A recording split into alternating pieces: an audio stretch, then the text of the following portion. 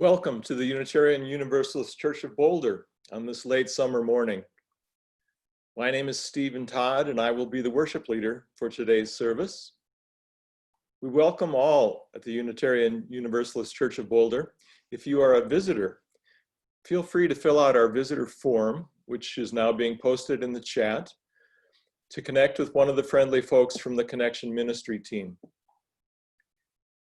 In addition, our church website has a great deal of information about the church and activities. Be sure to check it out by following the link in the chat. Now, please check your Zoom system to make sure your microphone is muted and join us for worship.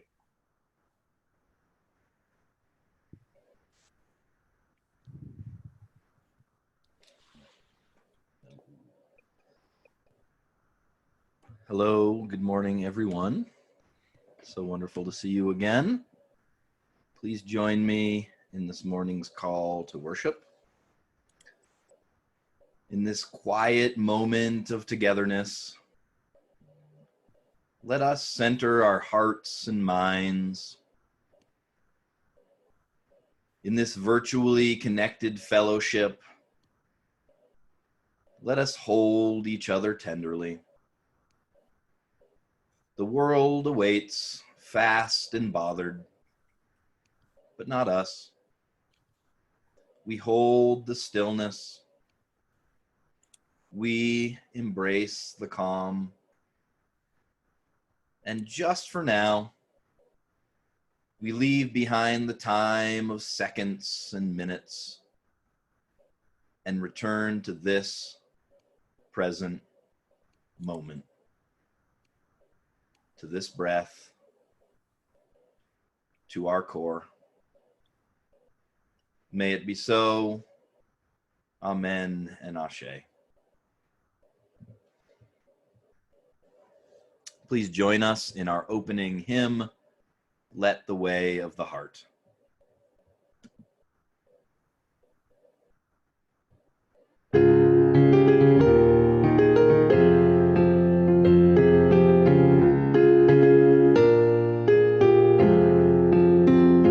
Let the way of the heart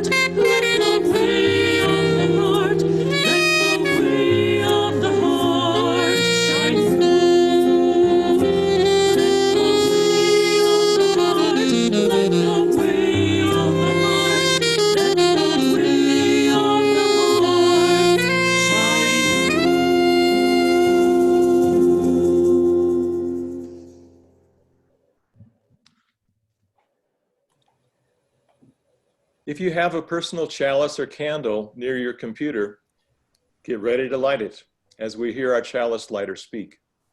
And we invite you to type into the chat box where your chalice is being lit, the street or neighborhood or what city or country, if you're joining us from outside of Boulder County. And now I am pleased to introduce today's chalice lighter, Fred Cole. Well, here we are on this first Sunday after Labor Day in this very strange year that we're calling 2020. And we're almost halfway through the month. I asked to do this morning's chalice lighting because of the special relationship that I have with this day and with the Unitarian Universalist Church of Boulder. You see, it was 53 years ago on this first Sunday after Labor Day that I walked through those beautiful copper doors that now grace the minister's study. Back then, they were the front doors of the church. Signed the membership book, and became a part of this community. Now, the process is really simple. Bev Sears got out the book and opened it and showed you where to sign. And after you'd signed, Reverend Phil Pennington would offer the right hand of fellowship and welcome you as a member. That was it. A large part of one life journey that began that day has never stopped unfolding. Our worship theme for August was transformation, and for September, it's renewal. Both of these words are synonymous with change, which we all experience every day with or without our direct participation. But now let me take you back another 11 years to the time that I first heard the word Unitarian. In September of 1956, I was a freshman at the University of Colorado. Because they had just opened 2 new dorms that year, nearly 8,000 students were expected on campus, which would set a new record. My dormitory assignment was to Willard Hall, along with 2 others from my high school classmates from Idaho Springs. One of them, Keith Proctor, had been assigned a room with an upperclassman, Dana Johnson. The university was very proud of its new computerized registration system, which had been introduced the previous year. Each student was given a packet of punch cards, which contained everything, supposedly, that was needed to complete your individual course scheduling, and then your general registration, where you would indicate what non-academic activities you might be interested in. This general registration component required us to go to the field house and participate in what was essentially a job fair.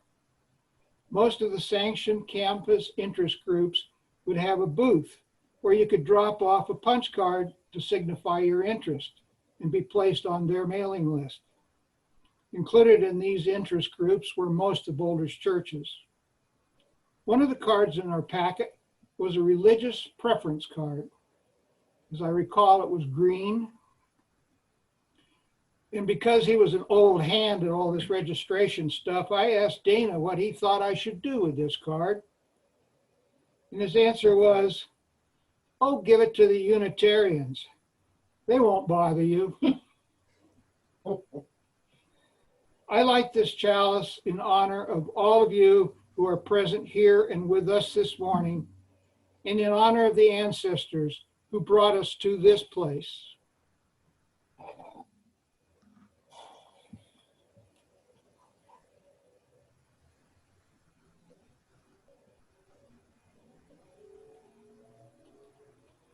There is a line in one of our hymns which says, "What they dreamed is now ours to do.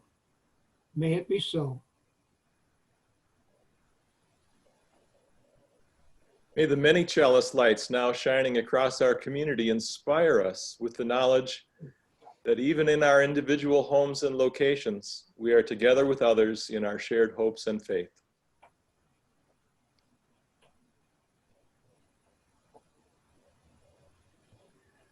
We now invite all those gathered in your various locations to rise in body or spirit and join together in fellowship and community as we say aloud our congregation's covenant. The words are on the screen. We gather in fellowship Gathering fellowship, to speak truth to each other, Other. to reach out and touch one another, care to with care with each other, and to seek the truth divine. So be it.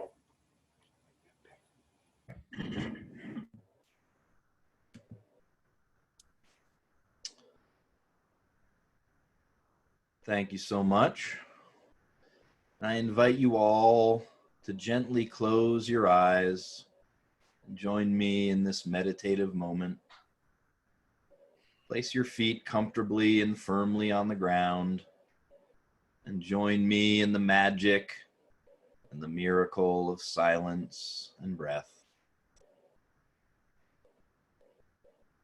Just noticing your breath as it moves in through your nose or through your mouth, following it on its journey, just noticing. Nothing else to worry about, just observing ourselves as we breathe.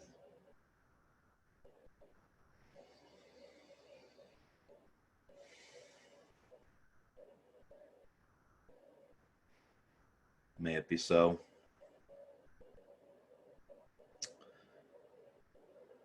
In this deep connection with all of life, let us take a moment to tune into our own joys and concerns. What is on your mind and in your heart today? In the quiet of your own thoughts, lift up all that weighs on you. Grief, anxiety, frustrations, whatever it is, let us hold each other in this silence.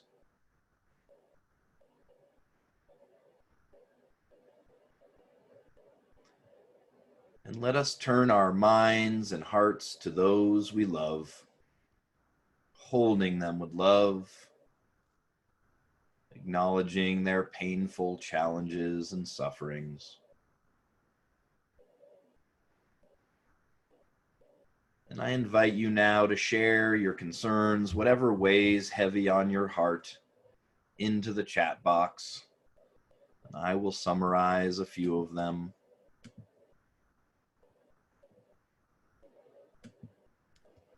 Whatever is tender,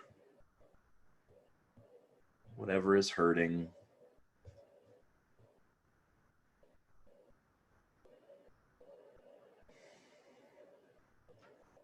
I lift up the family of Dalbid, dealing with the loss of Mary.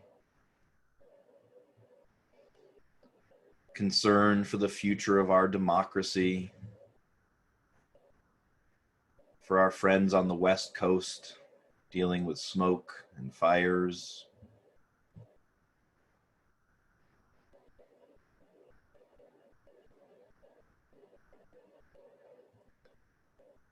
A lot of concern for all those people breathing in the smoke in the Pacific Northwest and all the way down through California.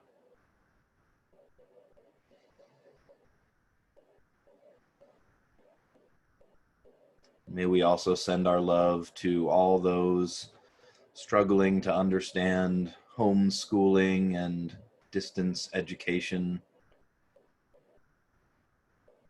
Everyone struggling, we are with you. We offer our love and light and wrap you in our tender compassion. You can keep posting if you wish, but let's also bring to mind the things for which we are grateful, that which is bringing us joy in our hearts. I invite you also to post your joys and your celebrations in the chat box so that we may celebrate and hold that joy with you.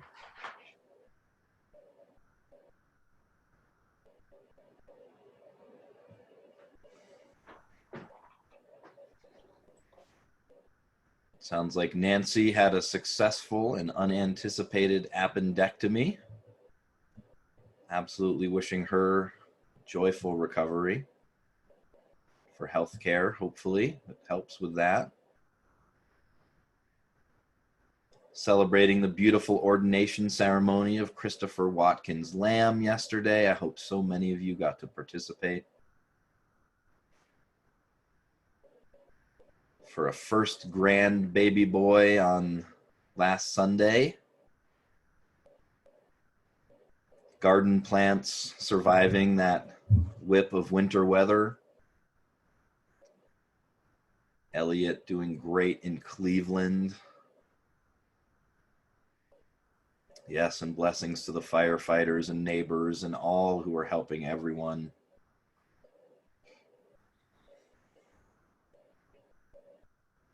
Thank you for all that you've shared, and I know much remains silent on our hearts.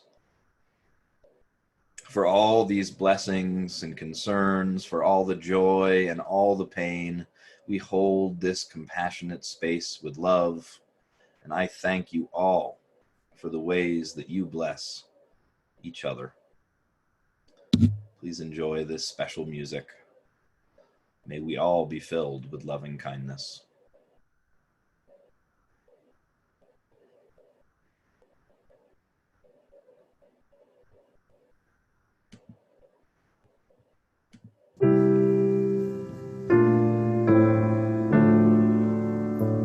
May I be filled with loving kindness.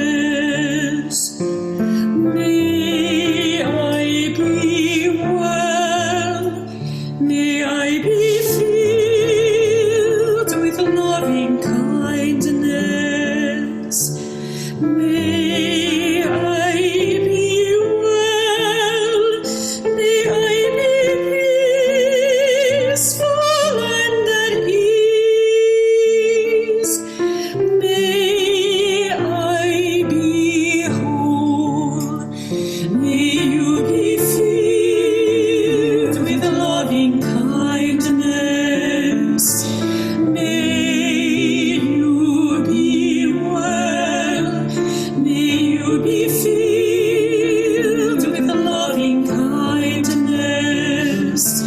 May you be well. May you be peaceful and at ease. May you be whole. May we be filled with loving kindness. May we be well. May we be filled with loving kindness. May we be well. May we be peaceful and at ease. May we be whole.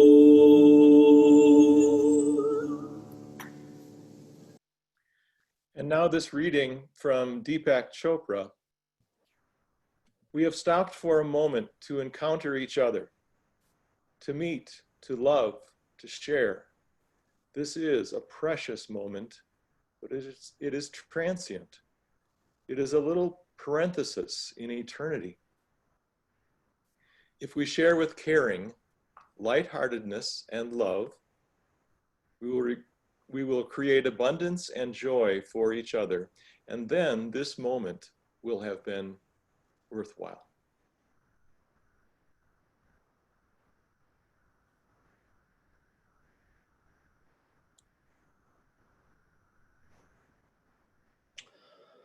I was born into and raised within the greatest faith tradition on our green earth, which, as I'm sure you know, had existed first in England in a primitive form, and then crossed the Atlantic to take hold first in Boston and then across the United States.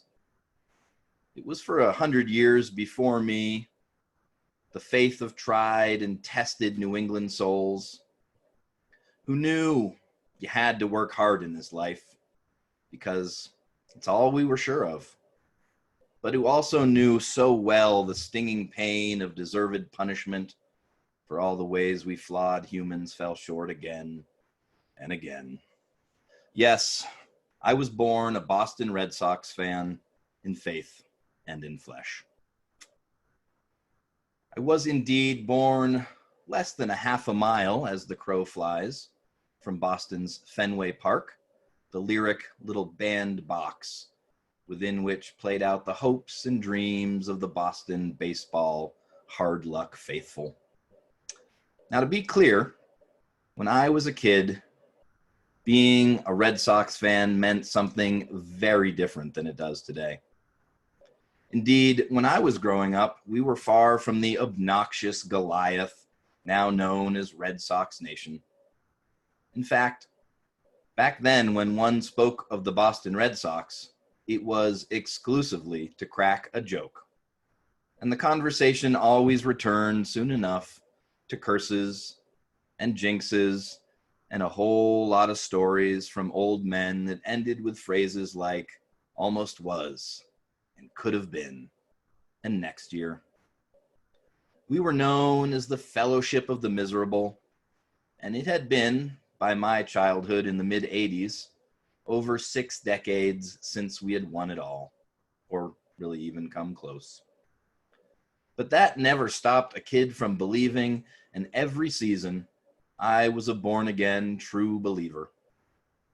I studied the roster in the spring, learning the names of the young hopefuls and new additions, while also dutifully keeping a close eye on our returning vets to see what kind of form they may finally round into this year.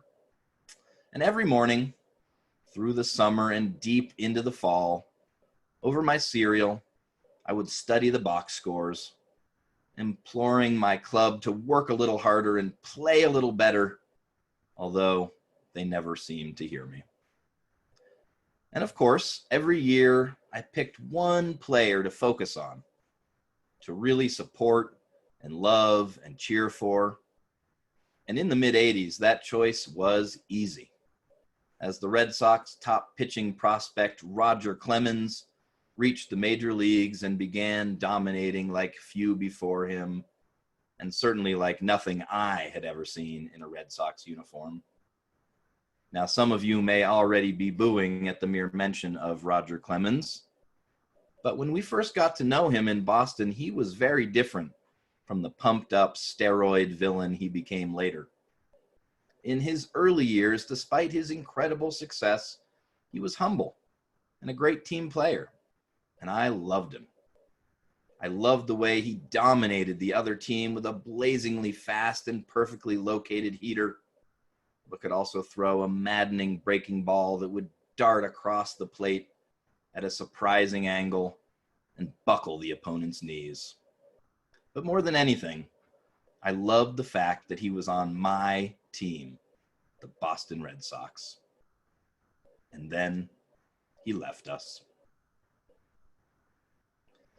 I guess I shouldn't have been so surprised and crushed. Seen through the lens of sports in 2020, it feels pretty commonplace and thus ridiculous to get worked up about a player leaving your team. But in the early and mid-'90s, the major explosion of money in sports hadn't occurred, and although athletes made a lot of money, it was nothing like the routine $100 million contracts we see today. And so players switched teams much less frequently, especially star players. And while it was painful enough that he initially left us for the division rival Toronto Blue Jays, when 2 years later he signed with the evil, hated arch-rival New York Yankees, it was like seeing your ex-lover kissing your sworn enemy at your old favorite makeout spot. a total betrayal. And for this sports fan, a true heartbreaker. It caused me to question the whole enterprise. Why had I invested so much in this team and player and sport? What did I get from it? And what was I really rooting for if the players could just up and switch teams and abandon me? Eventually, I ran into these wise words from Boston baseball sage Bill Simmons, who wrote that, quote, "When rooting for a baseball team or any professional sports team, it is best to root for the laundry," unquote. Meaning, it's best to root for the sports team's uniform rather than the specific players that inhabit them for an always too short period of time. Now, this doesn't mean literally to root for the uniform. I'm not here to lift up the worship of cotton, but rather it means investing in that which is eternal about what you are rooting for, the values they represent, and that remain when the body that temporarily inhabits that laundry slips out and goes to ply their trade for the devil or the damn Yankees or whoever the highest bidder turns out to be. So why am I talking about this today other than the fact that I love baseball? Well, I believe this is a phenomenon you can probably relate to all too easily here at UUCB these days. Over the last year and a half, you've undergone several major transitions of leadership, a process that can easily leave your head spinning, wondering similar questions as I did all those years ago. What and who are we rooting for? Because much like our favorite sports teams, our congregation is always also made up of an ever-changing cast of characters with different bodies inhabiting different roles from year to year. And of course, these transitions have all happened not in what we now call the normal times, but rather amidst the backdrop of this already dizzyingly confusing COVID-19 pandemic.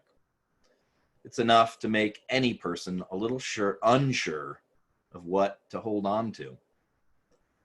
But what is clear to me is that no matter all the change that happens of the lay leaders, of our committees, of our ministers and directors of religious education, the core is more than strong enough to hold the center, to hold the essential values of this community steady despite the surrounding shuffle of life. One of our great Unitarian ancestors, the Reverend Theodore Parker, famously used the occasion of an ordination sermon to opine on what he referred to as the transient and the permanent in Christianity.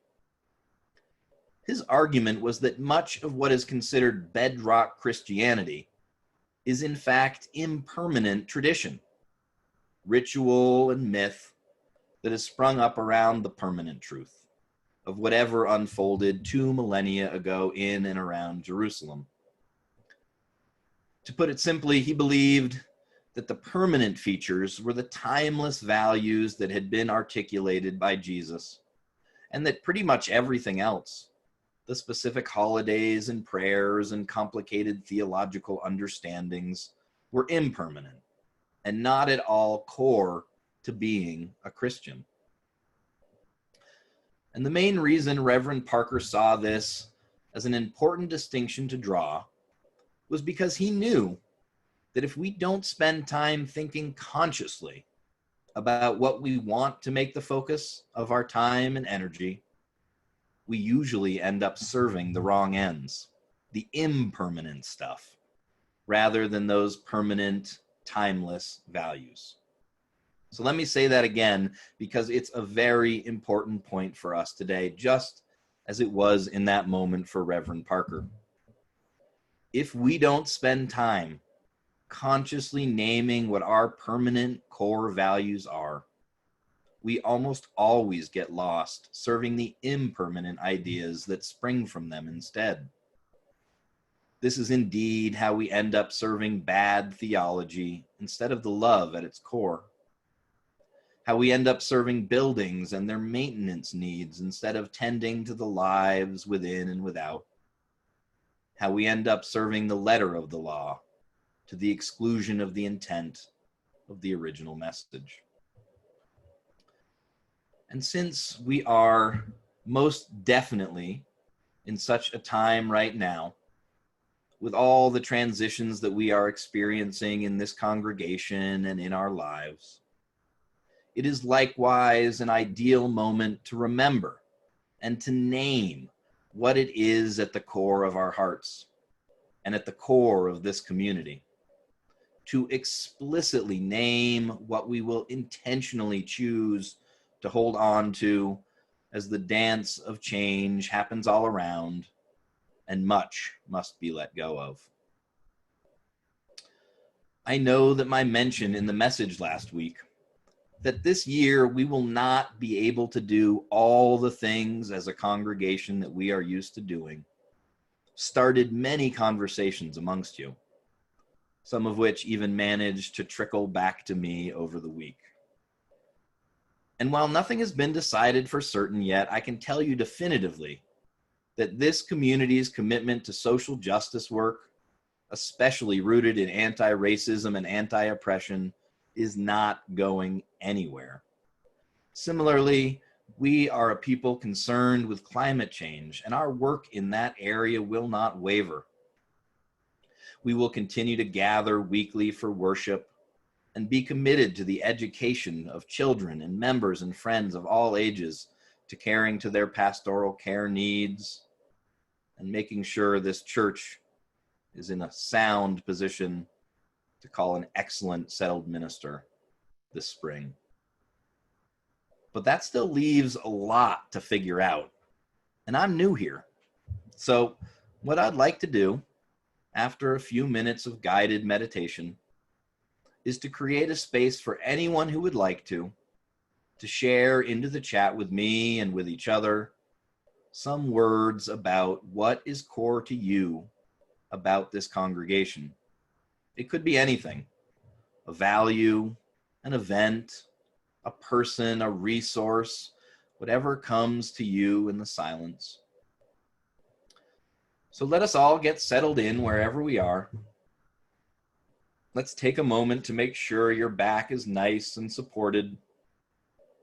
Your feet are on the ground or maybe tucked up underneath you. And let's gently close our eyes and just notice our breath again for a moment. No need to make any attempt to change your breathing in any way. Just watch it as it slowly moves in through your nose or mouth, down to your lungs, and slowly and gently back up and out of your body.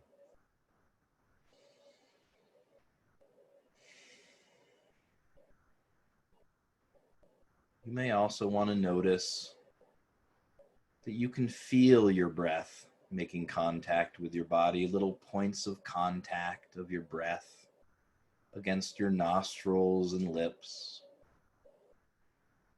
against your throat or your lungs.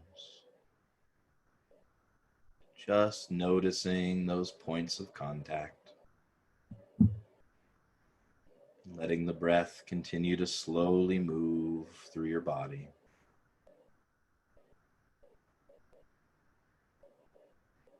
And in this silence,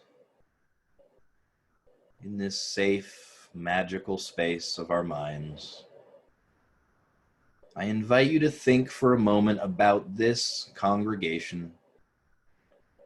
Let any thoughts or memories or words float up to the surface and just notice.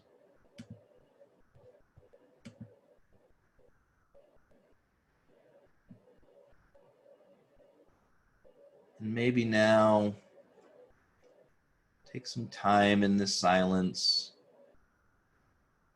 to think consciously about what of all that has appeared to us feels like the core of who we are and what we are becoming.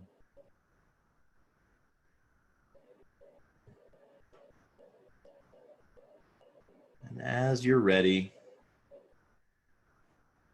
I invite you to share some words in the chat, sharing what you have uncovered. And if you aren't ready to share publicly, please feel invited to send me your thoughts by email later. I will save everything that's shared with me in the chat or by email to reflect on as we continue to move deeper towards our core. But please, I invite you, as you're ready and willing, to just share a few words about who we are at our core.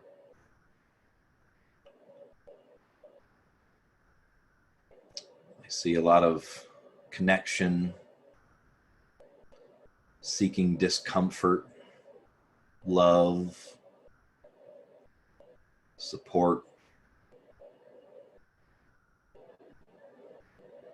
The names of people who are important to this community. Keep it coming, people. This is beautiful.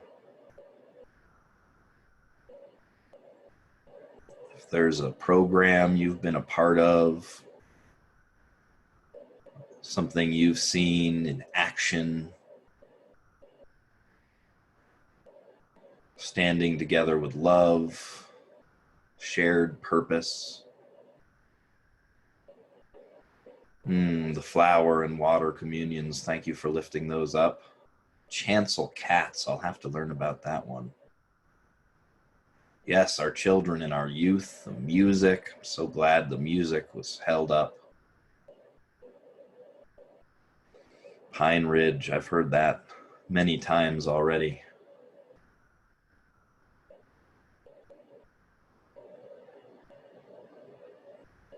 Our history.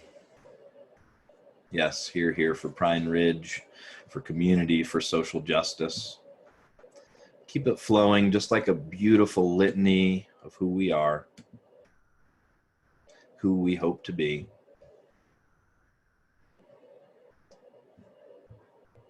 I'm going to move us into our musical response, but please feel free to keep sharing and to send me an email if anything comes to you later.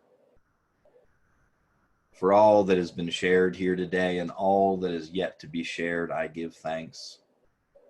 May it be so. Amen and Ashe.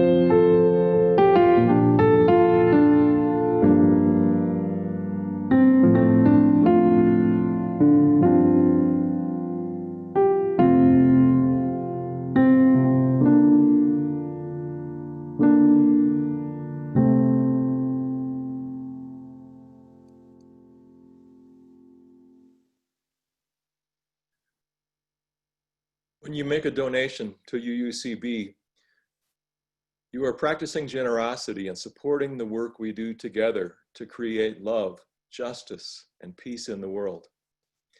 Your generosity is vital in helping us provide pastoral care, programming, and connection during these uncertain times. Our members and many friends of UUCB pledge a specific amount to be given over the course of the year to support the work of our church. And back when we sat in things called pews and passed something called a basket, or sometimes the plate, folks in attendance at that service might be moved to put in something extra. Over time, we established the practice of sharing that plate offering with other organizations in our community with whom we partner in serving people in need. This month is the beginning of our 2020-2021 Share the Plate program, which begins with the Safe House Progressive Alliance for Nonviolence, or SPAN. SPAN is a human rights organization committed to ending violence against adults, youth, and children through support, advocacy, education, and community organizing. Listen to this statement from one of their clients. I never dreamed I would end up in an abusive relationship, causing me to lose my job and forcing me to move to another state. I cannot overemphasize my gratitude for programs like this being available to help people in need. If one ponders those words and imagines how it would feel to be in that situation, or to realize that a loved one is in that situation, then the following points of light take on new meaning. In 2019, SPAN answered over 8,500 crisis hotline phone calls, provided 277 adults and 90 children with confidential emergency shelter, provided almost 500 individuals with legal advocacy support, facilitated counseling for 544 adults and 286 children, and provided 237 people with help finding housing. And the need is growing because those figures represent a 12% increase from their services the previous year of 2018. You can make a donation now using the link posted in our chat or by sending a check to UUCB. Please be as generous as you can. We will now receive the offering.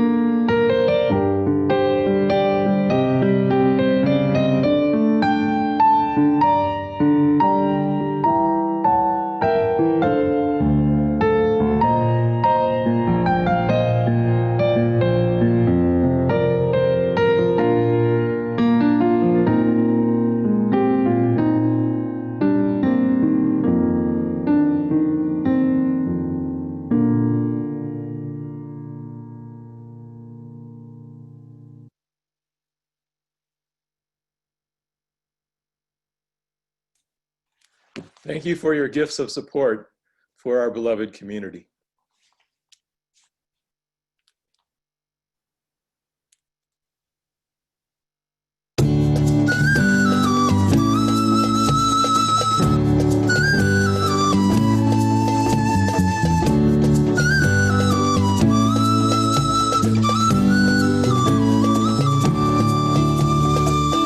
I feel your love calling out to me in the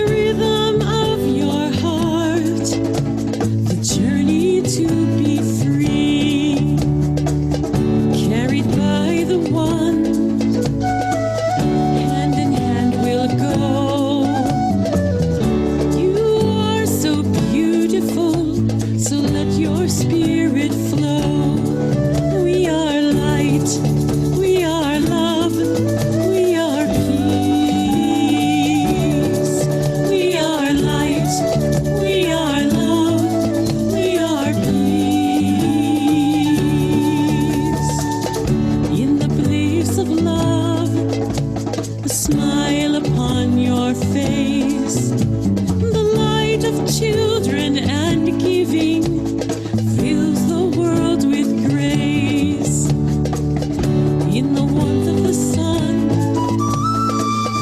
in the cool of the moon, I feel it in my soul, and I know it's true. We are light, we are love, we are peace. We are light, we are love, we are peace. We are light, we are love, we are peace.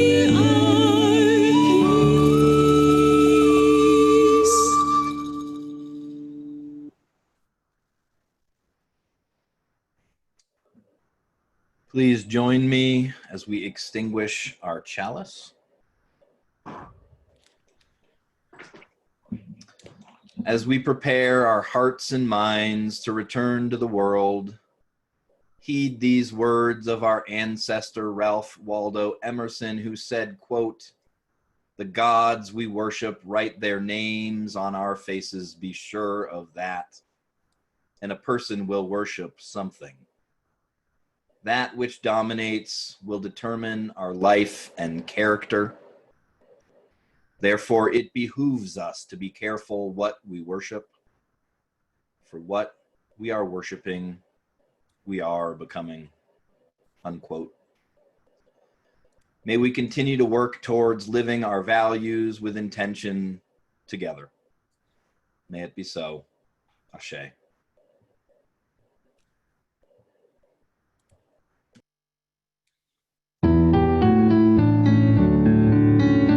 Go your way in peace, wander as you may. Blessed is the path you take, may love guide you on your way. Go your way in peace, wander as you may. Blessed is the path you take, may love guide you on your way.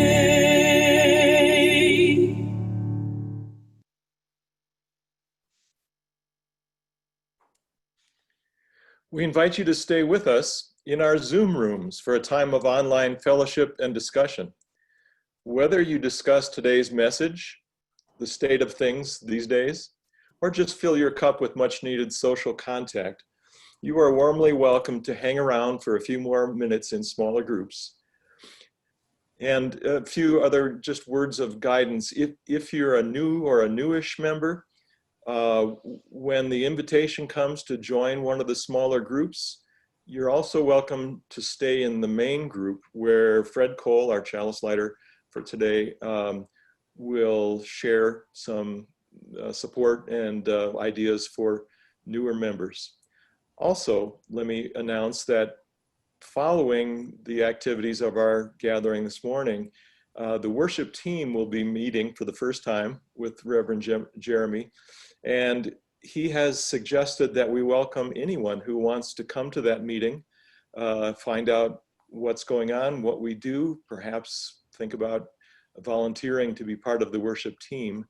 And I will post a link in the chat momentarily for the Zoom entrance to that meeting, which will happen from noon to 1 today. So with no further ado, Jim Rao will get us set up in our Zoom rooms.